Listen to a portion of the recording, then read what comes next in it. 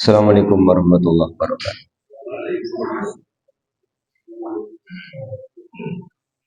Innal hamdalillah nahmaduhu wa nasta'inuhu wa nastaghfiruh. Wa na'udzu billahi min shururi anfusina wa min sayyiati a'malina may yahdihillahu fala mudilla lahu wa may yudlilhu fala hadiya lahu. Asyhadu an la ilaha illallah wahdahu la syarika lahu wa anna Muhammadan abduhu wa rasuluh. Allahumma shalli ala Muhammad wa ala ali Muhammad kama shallaita ala Ibrahim wa ala ali Ibrahim wa barik ala Muhammad wa ala ali Muhammad kama barakta ala Ibrahim wa ala ali Ibrahim innaka Hamidum Majid. Bapak dan Ibu yang mudah-mudahan dirahmati oleh Allah. Syukur alhamdulillah marilah senantiasa kita panjatkan kehadirat Allah Subhanahu wa taala atas seluruh limpahan nikmat yang telah Allah berikan kepada kita. Salawat, salam dan keberkahan kita mohonkan kepada Allah agar senantiasa tercurah kepada Rasulullah Muhammad sallallahu alaihi wasallam dan keluarganya, sebagaimana Allah telah mencurahkan salawat, salam dan keberkahan kepada Nabi Ibrahim alaihissalam dan keluarganya. Bapak dan Ibu yang mudah-mudahan dirahmati oleh Allah. Melanjutkan kajian tafsir Al-Quran masih di surah Al-Baqarah. Pagi hari ini kita akan kaji ayat 270 dan ayat 271. Di ayat 270 Allah Subhanahu wa taala telah berfirman, A'udzu billahi minasyaitonir rajim. Bismillahirrahmanirrahim. Wa ma anfaqtum min nafaqatin aw nazartum min nadrin fa innallaha ya'lamu wa ma lidzalimina min ansor.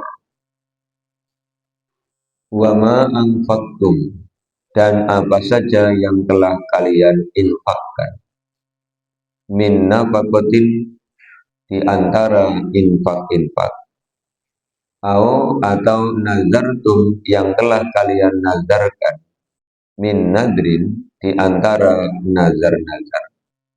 Fa innallaha, maka sesungguhnya Allah, ya'lamu, mengetahui.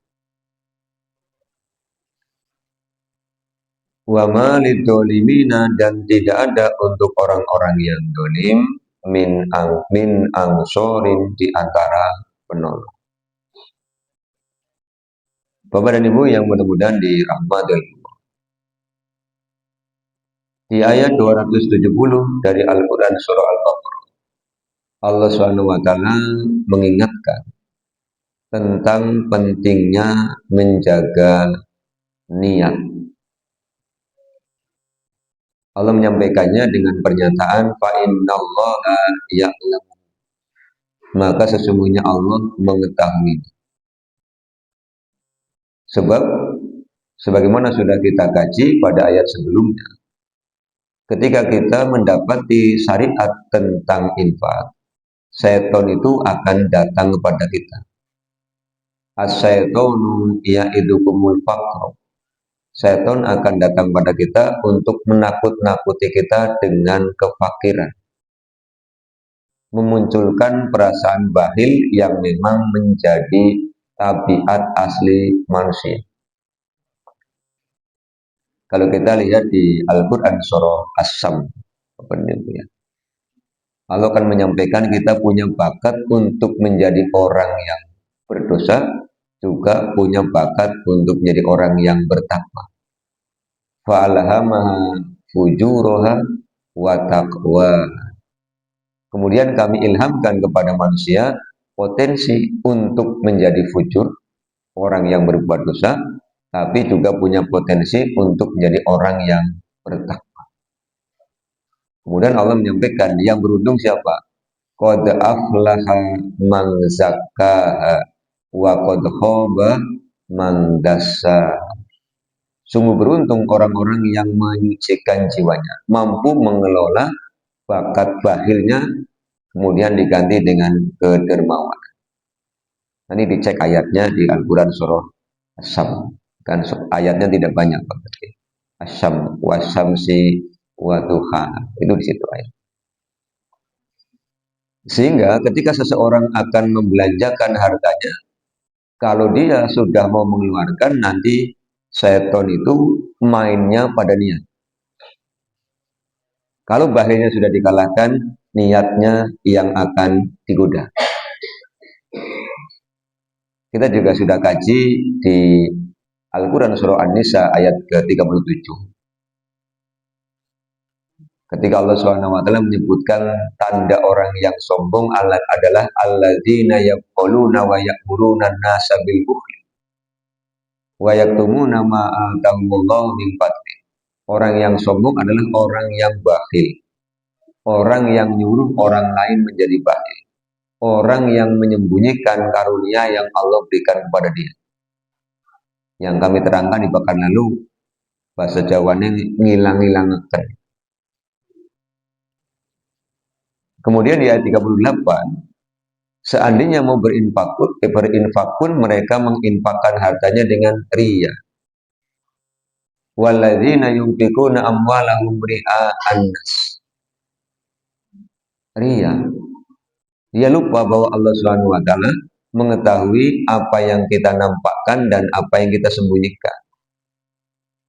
Bapak Ibu ingat nanti baca kembali dialognya Allah Subhanahu wa taala dengan para malaikat di Al-Quran surah Al-Baqarah mulai ayat 30 sampai dengan ayat 33. Di ayat 33 dari Al-Quran surah Al-Baqarah kan Allah menyampaikan pernyataan.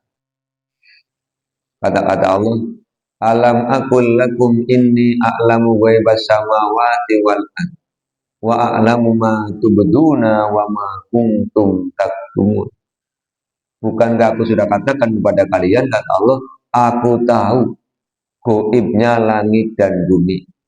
Aku tahu apa yang kalian nampakkan dan apa yang kalian sembunyikan. Yang kita sembunyikan apa? Dua, Bapak Ibu. Yang pertama yang ada di pikiran, yang kedua yang ada di hati. Dan ketika berinfak itu Allah tahu nawaitu kita itu apa. Makanya supaya kita selamat, Allah menginginkan ketika kita berinfak itu nawaitunya adalah ibtigho mardotillah. Lihat lagi Al-Baqarah 265 ya, sudah berlalu penjelasannya. Kemudian yang kedua watasbitam min angkusim, untuk meneguhkan jiwa. Itu nawaitu yang Allah suruh, bukan yang lain-lain. Kemudian di ayat ini Allah SWT mengingatkan kepada kita. Kalau tadi pertama kita membicarakan tentang isi hati terkait dengan niat. Yang kedua terkait dengan yang kita infakkan. Allah menyampaikan dan apa saja yang telah kalian infakkan Allah tahu. Pedomani kembali Al-Baqarah ayat 267. Allah meminta kepada kita ketika kita mau infak, sumbernya harus dari sumber yang baik. Jadi sudah tidak lagi bicara halal, tapi baik. Karena baik pasti halal. Lihat Al-Maidah ayat 5. Al-yawma uhilla lakumut thayyibat. Pada hari ini aku halalkan semua yang baik. Jadi yang baik itu pasti halal. Pekerjaan halal pasti baik. Makanan baik pasti halal. Kan gitu, Pak. Tapi ada makanan yang halal belum tentu baik untuk orang-orang tertentu. Sumbernya harus dari pekerjaan yang baik. Kemudian yang ketiga, Allah mengetahui harta yang kita infakkan, Allah tahu. Apakah harta itu yang terbaik? Kita diingatkan oleh Al-Baqarah 267 ketika Allah menyampaikan wala tayammamul khabisa minhu tunfikuna walastum bi'aidi illa an tuqidu. Janganlah kalian memilih yang buruk yang kalian sendiri tidak mau melihat kecuali sambil memincingkan mata. Memincingkan mata itu bahasa lain ini kalian saja blegidigen. Kalian saja jijik kok diberikan pada orang lain. Allah tahu. Ya Allah. Sehingga yang Allah minta di surah Ali Imran pada juz yang keempat ya. Allah meminta kepada kita infak itu ya yang terbaik ya. Yang terbaik yang kita sukai kata Allah Subhanahu wa taala kan begitu.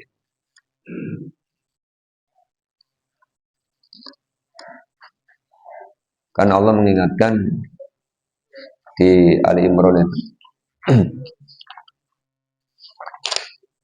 ayat 92 ya.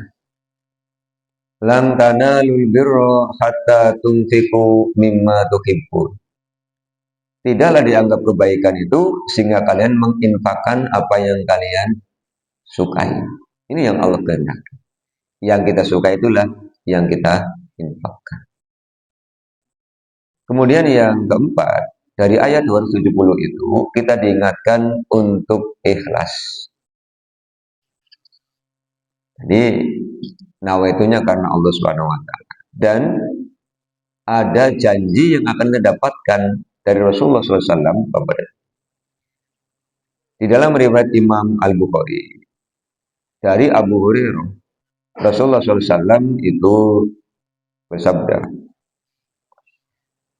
Sab'atun yudilluhumullahu fi dillihi yauma la dilla illa dilluhu. Sab'atun, ada 7, yudilluhumullahu yang Allah akan berikan naungan fi dillihi pada dengan naungannya yauma pada hari la dilla illa dilluhu, pada hari tidak ada naungan kecuali naungan Allah. Nanti kita berlomba-lomba, nanti kita bersegera untuk mengambil supaya kita mendapatkan naungan pada hari tidak ada naungan. Kapan itu? Di mahsyar. Di mahsyar ini akan kejadian. Yang pertama, imamun adilun, imam yang adil. Dan kata Rasulullah, kita semua adalah imam. Kullukum ra'in wa kullukum mas'ulun an ra'iyatihi. Tiap-tiap kalian adalah pemimpin dan tiap-tiap pemimpin akan dimintai tanggung jawabnya. Kita kaum pria, satu, memimpin dirinya sendiri. Yang kedua, memimpin istri dan anak. Istri memimpin dirinya sendiri dan memimpin anak-anaknya. Anak yang belum menikah memimpin dirinya sendiri. Itu peran kita di rumah. Peran sebagai suami, peran sebagai ayah. Sudah 2 peran. Ketika keluar rumah, masing-masing bapak ibu punya peran yang berbeda-beda. Ada yang memimpin tingkat RT. Ada yang memimpin tingkat RW. Ada yang memimpin tingkat kelurahan. Bahkan sampai tingkat tertinggi di negeri ini, itu mendapatkan janji Rasulullah, kalau adil dia akan mendapatkan naungan. Sebaliknya, kalau tidak adil tidak akan diberikan naungan. Kalau kaitannya dengan infak nanti pada bagian berikutnya. Yang kedua, wasyabun nasa'a fi ibadatillah.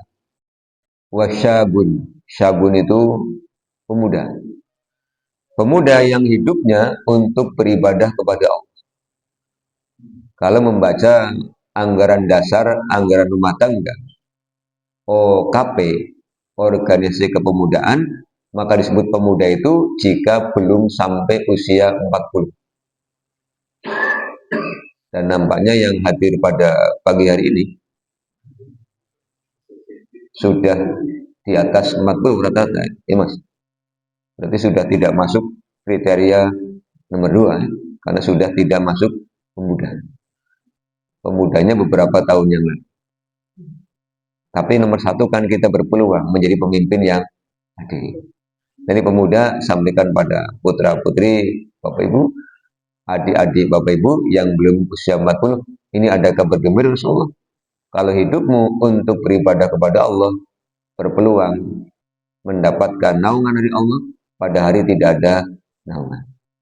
Yang namanya ibadah tidak hanya dalam bentuk ibadah makhluk, tetapi ibadah wairu makhluk juga demikian.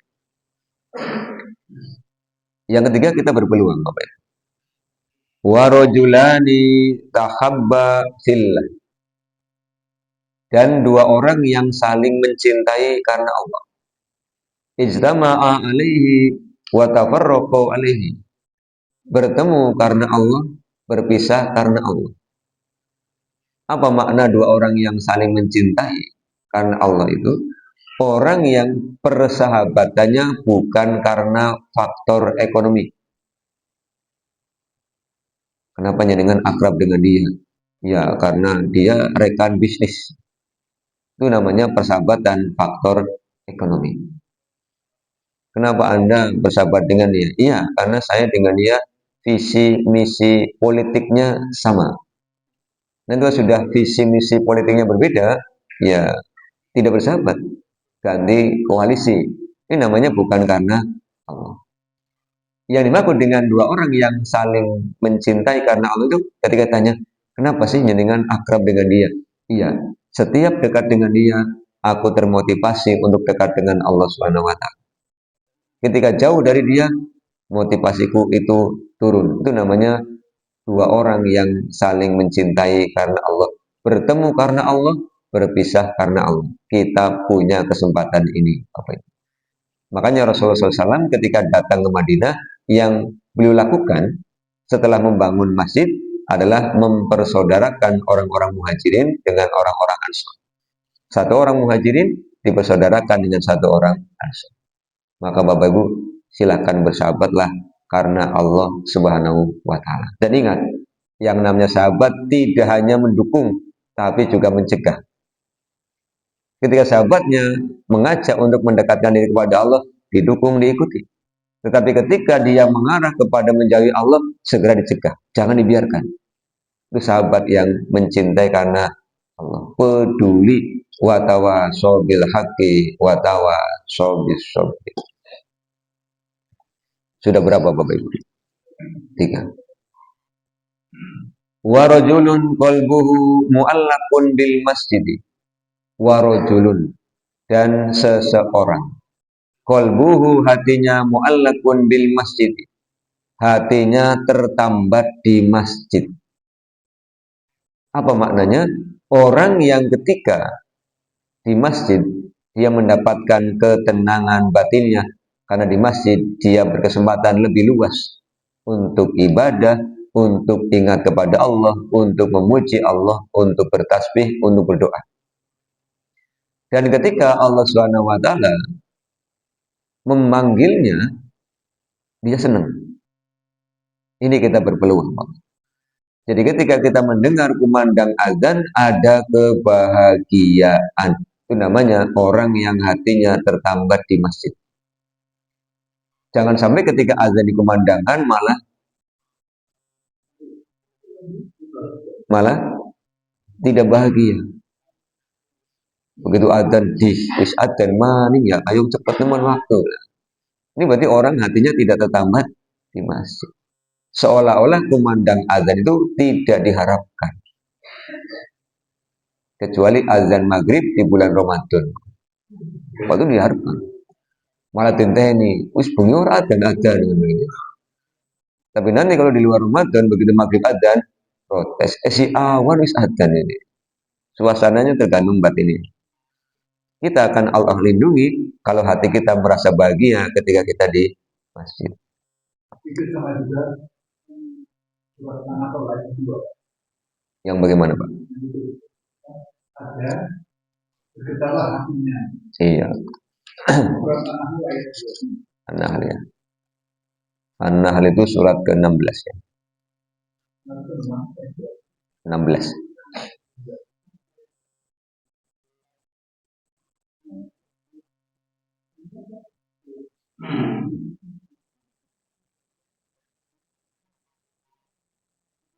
An-Nahl apa Al-Anfal? An-Nahl apa Al-Anfal? Al-Anfal. Iya, baik. Iya, kalau An-Nahl itu cerita tentang malaikat Jibril. Yunazilul malaikata birruhi min amrihi ala may yasha'u min ibadi an anziru annahu la ilaha illa ana fattaqun. Allah turunkan malaikat birruhi, malaikat Jibril ya, min amrihi, dari perintahnya. Jadi malaikat Jibril tidak akan turun kecuali atas perintah Allah gitu ya. Makanya kan Rasulullah pernah bilang, kamu sudah berjanji kok tadi malam tidak datang. Sudah, tapi Allah tidak mengizinkan aku masuk. Terus ketika malaikat Jibril lama tidak datang, Rasul pas datang, Rasul tanya, kenapa kamu tidak datang? Tidak ada perintah. Jadi malaikat Jibril itu mengajari kita betapa taatnya malaikat Jibril kepada Allah. Jadi hati kita bahagia di masjid, Bapak Ibu ya. Oh ya, sekalian informasi Bapak Ibu. Ini yang sudah jadi orang-orang merdeka, bekerja dengan dirinya sendiri, insya Allah di masjid kita tercinta ini. Tadi malam sudah diputuskan, Ramadan besok 1446 ada kegiatan iktikaf. Kami memfasilitasi bapak-bapak yang mau iktikaf di 10 hari terakhir bulan Ramadan, silakan nanti bisa mencatatkan diri ke Mas Iman, ini panitianya. Alhamdulillah 2 tahun sudah berjalan, tapi memang belum banyak yang ikut.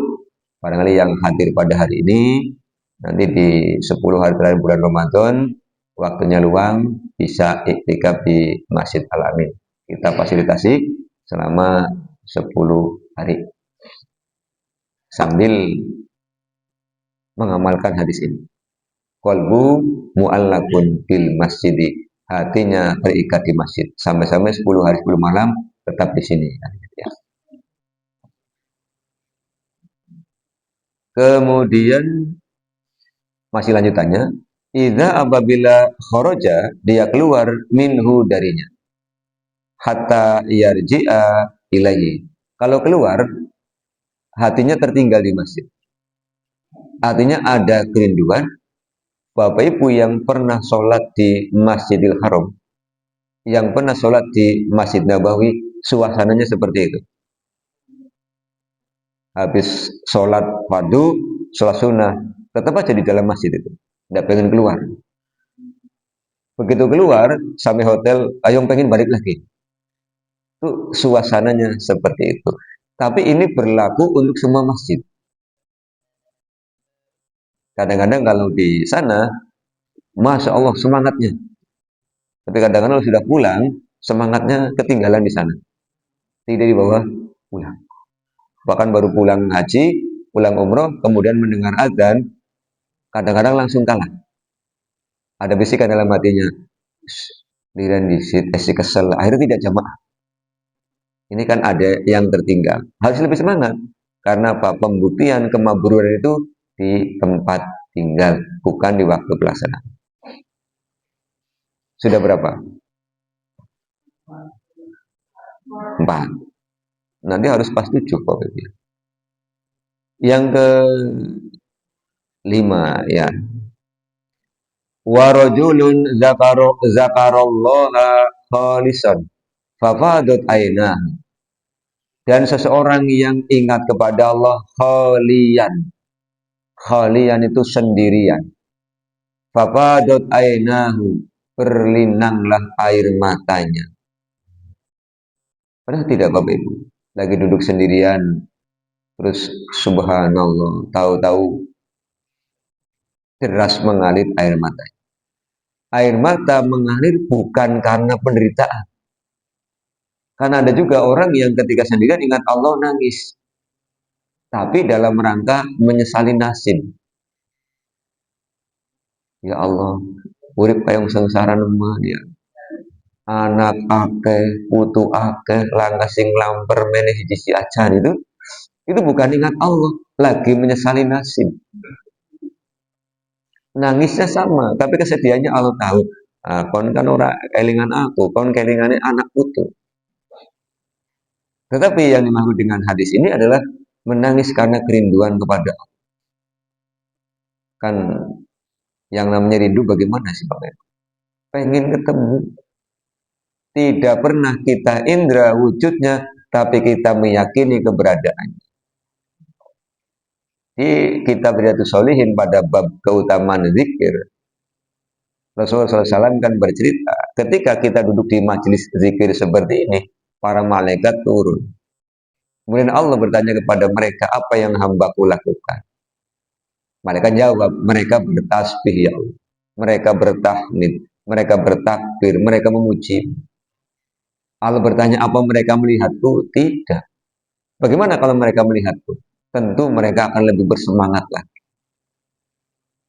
Apa yang mereka minta? Mereka minta surga, ya Allah. Apa mereka pernah melihatnya? Belum. Bagaimana kalau mereka melihat surga? Tentu mereka bersemangat untuk memintanya. Apalagi yang mereka minta? Mereka minta dilindungi olehmu dari nerakamu. Apa mereka melihat neraka? Tidak. Bagaimana kalau mereka melihat neraka? Tentu mereka akan bersemangat untuk menjauhi. Inilah orang-orang yang tadi kembali kepada Al-Anfal.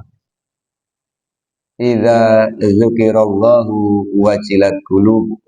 Sendirian bertasbih, bertahmid, bertakbir, bertahlil, kemudian bercucuran air matanya karena getaran-getaran keimanan, getaran-getaran kerinduan. Untuk penjelasan lebih mudah dipahami, Bapak Ibu ingatlah ketika dulu ketemu dengan istri. Pertama kali ada chemistry, getarannya bagaimana? Jangan bilang kelalen Pak Us lawas nemen gue. Deg-deg ser kan itu. Iya, klenta bebek gawe deg-degan. Runtak nganti deg-deg nganti kejeblok-jeblok misalnya. Jangan bilang laka Pak, wong lagi dolan susune kok nikah. Ya, awalnya begitu, lama-lama ya bisa. Tapi ada juga yang nikahnya dijodohkan, belum pernah ada chemistry, sampai pasangannya meninggal pun ya tidak ada. Ini kan jatuh cinta karo kae orang. Nanti meninggal orang, kadang anaknya akeh, ya bukan begitu ya. Jawabannya ya bukan. Yang keberapa? Nah, warajulun dan seorang laki-laki da'athu dia diundang imro'atun oleh seorang perempuan zatu mansobin. Alhamdulillah. Memiliki nasab yang baik, wajamalin dan cantik. Faqala kemudian dia berkata, inni akhafullaha rabbal alamin. Sesungguhnya aku takut kepada Allah, Tuhan semesta alam. Ini seperti Nabi Yusuf. Seorang laki-laki yang digoda oleh wanita cantik, wanita terpandang, tapi dia menolak dengan mengatakan, aku takut kepada Allah. Ini karena yang ngaji rata-rata sudah senior, insya Allah yang ini tidak akan terjadi. Ya, yang muda-muda yang berpeluang itu. Kemudian yang terakhir, ini yang kaitannya dengan infak yang Allah ketahui tadi. Warajulun dan seseorang tasoddaqo bisodakotin. Fa'afaha hatta la ta'lama shimaluhu ma tunfiku yamin. Seseorang yang bersedekah dengan suatu sedekah, tangan kanannya memberi, tangan kirinya tidak tahu. Ini yang akan Allah berikan perlindungan. Maka ketika Bapak Ibu memberi, satu, nama itunya karena Allah. Yang kedua, dirahasiakan. Kadang-kadang nikmat Allah berupa teknologi. Awalnya memang setan itu ketika menggelincirkan kita, melipir Bapak Ibu. Pas kita infak, dibisikin. difoto sebagai dokumentasi. Ini masih bagus, Pak. Mohon maaf ya, minta kerelaannya kita ambil gambar dulu. Buat apa Bapak? Dokumentasi saja. Keren. Begitu pulang kemudian dibisiki, yuk buka-buka foto, barangkali ada yang bagus. Begitu buka foto, ada foto lagi memberi bantuan. Dibisiki lagi, unggah di status untuk menginspirasi yang lain, bagian dari dakwah. Unggah status. Begitu unggah kan banyak yang ngasih jempol, Pak. Masya Allah, tabarakallah. Semoga di istiqomahkan jadi orang yang ahli infak, ahli sedekah. Dibisiki lagi, ya, menginspirasi. Tapi kalau foto kurang hidup gambarnya, besok video. Begitu besok bawa teman, Pak minta tolong ya di video. Buat apa? Buat dokumentasi. Terus lama-lama live sambil ngomong, hai guys, hari ini aku mau infak guys. Seneng rasanya guys infak itu. Terus lama-lama infak terus sudah tidak karena Allah. Semakin banyak yang lihat, semakin banyak yang like ya. Lama-lama nama itunya cari apa namanya? Hah? Follower, follower. Ya, mohon maaf karena saya termasuk generasi abad 20 jadi rada-rada tidak familiar nih. Kan kalau kita ingat kita sekolah settingan ruang kelasnya itu abad 19. Iya. Saya jadi siswa generasi abad 20. Setelah jadi guru, muridnya abad 21. Jadi satu ruangan itu ketemu 3 abad. Muridnya abad 21, gurunya abad 20, ruang kelasnya abad 19. Kalau generasi abad 21 kan sangat familiar dengan IT ya. Nah, ketika nama itunya sudah bergeser, yang tadinya lillah, kemudian cari follower, cari subscriber misalnya, gitu kan, ini sudah geser. Padahal yang akan dilindungi siapa? Orang yang ketika berinfak, tangan kanan yang beri, tangan kirinya tidak tahu. Beda halnya kalau orang lain yang meliput, tanpa dia minta. Sama dengan gini, kita infak dalam pembangunan masjid. Kemudian oleh panitia diumumkan, tidak apa-apa. Yang tidak boleh adalah ketika kita infak, kita request. Bapak mau infak? Boleh. Asal dengan satu syarat, Mas. Apa? Diumumkan. Sih bisa nih. Ya, karena saya punya kepentingan politik. Politik apa sih?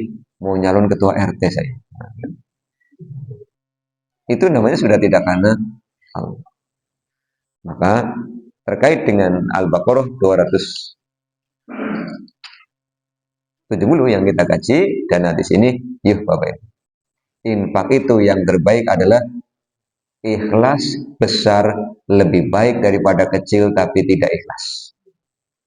Tolong dipedomani dan diingat dengan sungguh-sungguh. Supaya mendapatkan yang Allah janjikan dan mendapatkan yang Rasulullah janjikan. Harta itu akan datang kepada kita untuk menaungi kita. Kemudian kembali kepada ayat 270. Allah memberikan peringatan wa malidzolimina min ansor. Orang-orang yang dolim di dalam berinfak tidak akan ditolong oleh Allah. Yang dolim apa? Kebalikan yang tadi. Niatnya bukan karena Allah, ria, dolim. Karena tidak akan ada nilainya ternyata. Yang diinfakkan dari harta yang haram tidak akan ada nilai. Yang diinfakkan sesuatu yang buruk tidak ada nilainya. Ketika infak dia menyakiti yang diberi, ketika infak dia mengungkit-ungkit yang diberikan, maka ini adalah orang yang dolim. Kenapa dolim?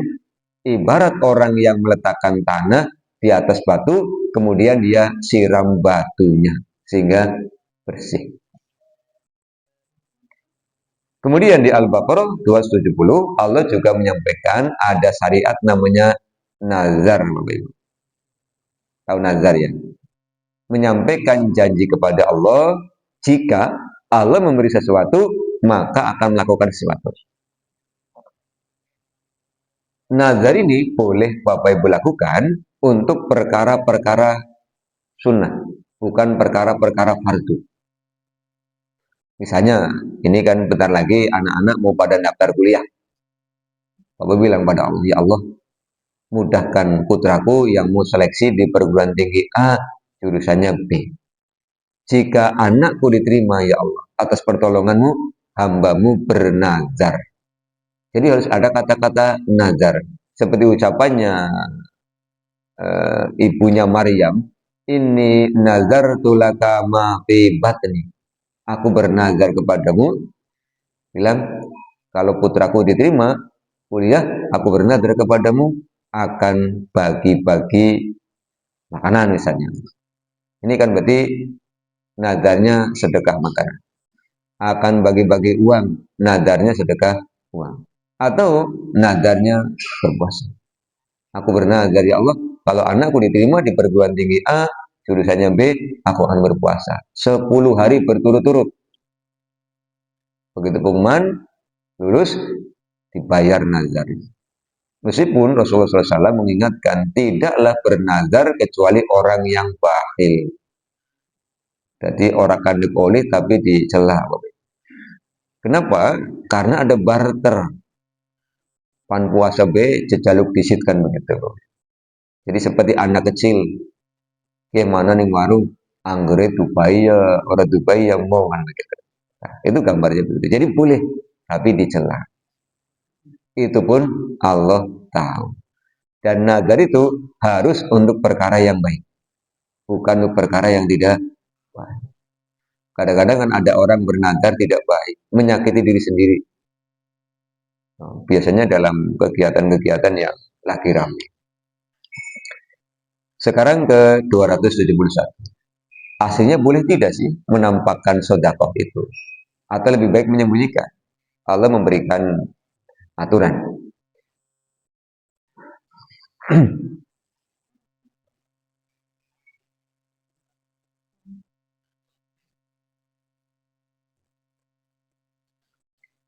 Ing itu betul sodakoti fani immah.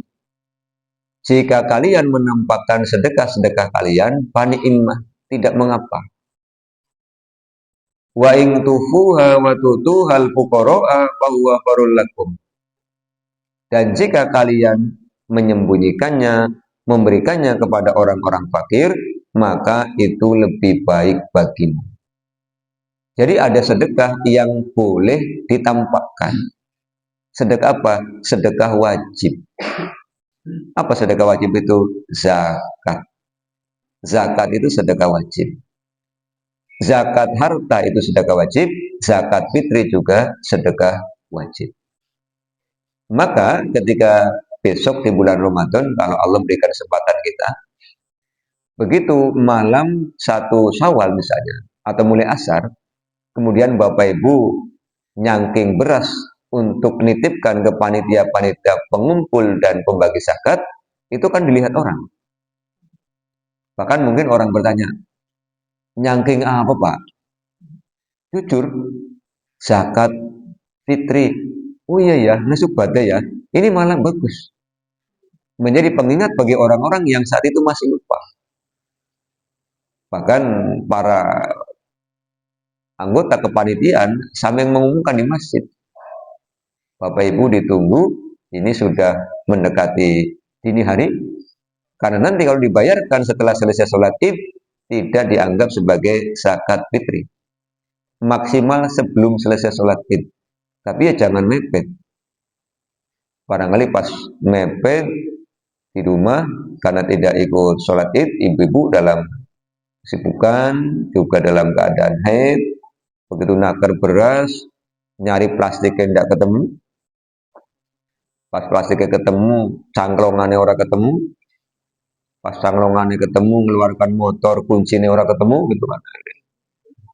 Begitu mau membagi, orang pada pulang sholat id, terlambat sudah. Bukan kau datang padaku, terlambat sudah kau mengeluarkan zakat fitrah. Ini kata Rasulullah, sodakotun min sodakotin, sedekah biasa. Berarti tahun itu tidak dianggap mengeluarkan zakat.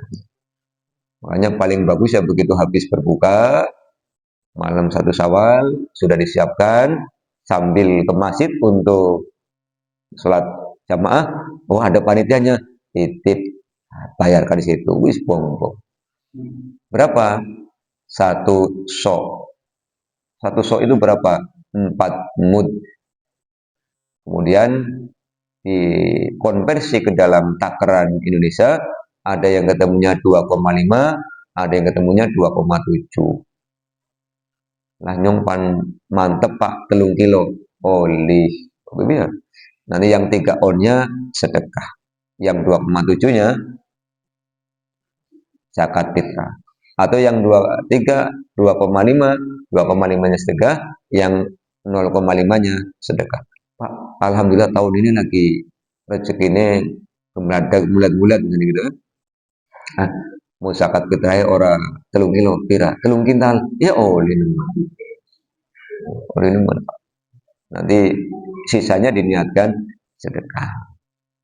Zakat harta juga boleh. Ditanya, mau kemana Pak? Mau ke kantor lembaga zakat. Sih, iya kan kita punya kewajiban zakat harta. Pimpin, mandek ini diceritani terus ikut. Ini kan namanya menampakkan. Tapi untuk sedekah-sedekah sunnah, Allah Subhanahu wa taala menghendaki kita merahasiakan. Sedekah sunnah itu pemberian dari orang mampu kepada orang yang tidak mampu. Apapun, bisa makanan, bisa harta, bisa. Bahkan kalau yang tidak punya, bisa sedekah non materi, Bapak. Apa sedekah non materi itu? Tasbih. Itu sedekah non materi. Subhanallah. Alhamdulillah. Allahu Akbar. La ilaha illallah. Itu adalah sedekah non materi. Bermuka manis kepada saudara itu sedekah. 2 rakaat di waktu duha itu sedekah. Seorang suami mendatangi istri itu sedekah. Namanya sedekah non materi. Kemudian orang-orang yang mengeluarkan sedekah dengan sembunyi-sembunyi, ada janji yang Allah sampaikan, wa yukafiru angkum min sayiatikum, menjadi sebab dihapuskannya dosa-dosa. Jadi sedekah sunnah yang dirahasiakan itu menyebabkan kita berpeluang diampuni dosa-dosanya. Tapi tadi juga beberapa itu jangan sampai sudah rahasia tetapi didokumentasikan. Pak acak kanda-kandanya, tapi nyeluk fotonya gitu kan. Ini rahasia tapi difoto, rahasia tapi di video, rahasia tapi live, itu kan jadi tidak rahasia karena kemudian dilihat oleh banyak orang. Atau sudah rahasia tapi kanda-kanda, ada panitia pembangunan kemudian ya infak, Bapak mohon izin karena ini kegiatan, nanti kami ada SPC-nya, mohon maaf minta nama Bapak lengkap dengan gelar. Nggak usah mas, tulis saja hamba Allah. Tapi nanti kami SPC-nya bagaimana? Itu saja, hamba Allah. Alamatnya di mana hamba Allah? Ya udah, itu saja alamat yang umum. Jadi nanti orang pada tidak tahu. Ya sudah, hamba Allah, infak 10 juta, alamatnya Indonesia. Kan angel ini Indonesia sih Pak. Mau kalau alamat kota saja, kalau tidak jelas angel ke Indonesia. Panitianya pulang harus bilang, ini benar-benar dermawan yang luar biasa. Nama dirahasiakan, alamat dirahasiakan. Tetapi ternyata dia anggota jamaah itu. Untuk diumumkan. Alhamdulillah Bapak Ibu untuk progres pembangunan masjid sudah 80%. Ini ada donatur bulan hamba Allah 10 juta. Alamatnya Indonesia. Terus orang ini bilang sama temennya, jangan ngerti orang hamba Allah siapa? Siapa? Nyo, hamba Allah ini. Orang kan dirahasiakan tanda-tanda ini. Terus pulang dengan isinya cerita, mah istri bumna, siapa hamba Allah? Siapa Pak? Wenyo, wis wong loro sing ngerti. Ini sudah tidak rahasia lagi. Karena yang namanya rahasia itu sesuatu yang ada dalam hati, hanya kita dan Allah yang tahu. Terakhir, ini juga dipedomani. Kalau tadi di ayat 270 Allah menjelaskan tentang Al-Alim, kalau di sini Allah menjelaskan tentang Al-Khabir. Wallahu bima ta'maluna khabir. Dan Allah terhadap apa yang kalian kerjakan khabirun, maha mengetahui, maha meneliti, maha mengawasi. Diawasi niatnya, diawasi sumbernya, diawasi besar dan kecilnya. Maka kalau kita sudah meyakini ini, kita akan berinfak dengan infak yang terbaik, bernazar dengan nazar yang terbaik. Karena apa? Di surah Fussilat ayat ke-46 Allah menyampaikan man amila sholihan falinafsi wa man asaa falaiha wa ma rabbuka bidzalamil lil abid. Siapa yang beramal soleh untuk dirinya, siapa yang berbuat buruk kembali kepada dirinya. Allah tidak akan menganiaya hamba-hamba. Bapak Ibu, jangan sampai kita sudah bersusah payah mendapatkan harta, sudah kita infakkan, tapi kita salah niat, salah usaha, ketika memberi tidak baik, hanya akan merugikan diri sendiri. Sehingga ketika menghadap Allah, kemudian muncul ungkapan, yaqulu ahlaktu malan lubada. Surat apa itu? Al-Balad. Kemudian dia berkata, celakalah aku, padahal aku sudah mengeluarkan banyak harta. Infaknya datang, ditampakkan oleh Allah, tapi kemudian dihapus. Inilah orang yang muflis, orang yang bangkrut. Karena apa? Amaliyahnya zong. Akibat lupa dengan aturan yang sudah Allah sampaikan. Bapak dan Ibu yang mudah-mudahan dirahmati Allah, mudah-mudahan kajian-kajian kita tentang materi infak semakin membuat kita satu dermawan, semakin membuat kita tawadhu, semakin membuat kita bisa menjadi orang yang mau berbagi dan peduli dengan orang-orang yang ada di sekitar kita. Jangan sampai kita tidak bisa tidur karena kemelakaran, sementara tetangga tidak bisa tidur karena kelaparan. Nanti kita termasuk orang yang zalim. Akhirnya marilah kita tutup dengan baca doa kafaratul majelis. Subhanakallahumma bihamdika asyhadu an la ilaha illa anta astaghfiruka wa atubu ilaika. Insya Allah ketemu lagi di Jumat malam Sabtu kajian kitab Sahih Al-Bukhari. Wassalamualaikum warahmatullahi wabarakatuh.